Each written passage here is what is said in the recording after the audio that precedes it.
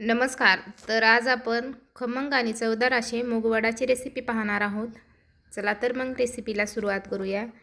तर इथे मी अर्धी वाटी मुगाची डाळ 4 तास भिजवून घेतलेली आहे. आता ही डाळ आपल्याला मिक्सरच्या भांड्यामध्ये टाकून आबडधोबड अशी पेस्ट करायचं आहे. तर इथे पसरट बुडाचं भांडं घेतलेलं आहे. त्यामध्ये मी 1 वाटी पालक बारीक असा कट करून घेतलेला आहे. त्यानंतर आपल्याला त्यामध्ये आवडीप्रमाणे भाज्या टाकून घ्यायच्या आहेत. इथे मी 2 कांदे बारीक असे कट करून त्यामध्ये टाकून घेतलेले आहेत. हिरव्या मिरचीचा ठेचा लसूण घालून वाटून त्यामध्ये टाकलेला आहे. त्याचप्रमाणे अर्धी वाटी साबुदाणा आपल्याला टाकून घ्यायचा आहे. साबू तुम्हाला आवडत नसेल तर नाही टाकला तरी चालतंय. भरपूर अशी कोथिंबीर टाकलेली आहे. त्यानंतर आपल्याला त्यामध्ये 1 चमचा जिरे टाकून घ्यायचे आहेत आणि 1 चमचा धना पावडर टाकायची आहे. पाव चम्मच हळद टाकायची आहे आणि चवीनुसार आपल्याला मीठ टाकून घ्यायचं आहे. तर अशा पद्धतीने आता सर्व टाकून घेतल्यानंतर आता इथे ज्याप्रमाणे आपण साहित्य टाकलेलं आहे त्याचप्रमाणे आपल्याला अर्धी वाटी बेसनपीठ टाकायचं आहे. तर इथे मी अर्धी वाटी बेसनपीठ घेतलेलं आहे आणि पूर्णपणे तेवढं टाकून घेतलेलं आहे.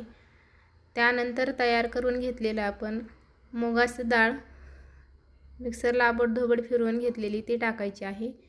तर अशा पद्धतीने सर्व आपण साहित्य टाकून घेतल्यानंतर पीठ आपल्याला ते मस्त असं मळून घ्यायचं आहे.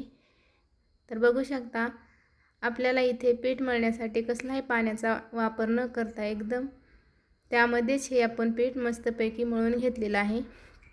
तर अशा पद्धतीने परफेक्ट असं पीठ झालेलं आहे. आता आपण वडे बनवून घेऊया. तर इथे मी लिंबाच्या आकाराचा असा गोळा तयार करून घेतलेला आहे. हातावरती मस्त गोल गोल करून घेतलेला आहे आणि मधोमध असा चपट्या आकाराचा प्रेस करून वडे तयार करून घेतलेले आहेत.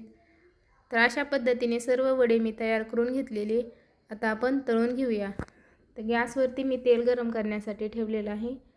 तेल मस्तपैकी गरम झालेलं आहे. त्यामध्ये एक एक वडे आपण टाकून घेऊया. तेलामध्ये जेवढे वडे बसतील तेवढे आपल्याला वडे त्यामध्ये टाकायचे आहेत आणि सोनेरी रंगावरती मस्त खरपूस खमंग असे आपल्याला वडे तळून घ्यायचे आहेत. तर बघू शकता वडे तळत असताना गॅसची फ्लेम एकदमच कमी ठेवायची आहे. तर अशा पद्धतीने खरपूस असे वडे आपले तळून तयार झालेले आहेत. तर अशा पद्धतीने मी सर्व वडे तळून घेतलेले आहेत. तर हे वडे तुम्ही कढीसोबतही खाऊ शकता. रेसिपी आवडली तर लाईक, शेअर आणि सबस्क्राईब करायला विसरू नका. धन्यवाद.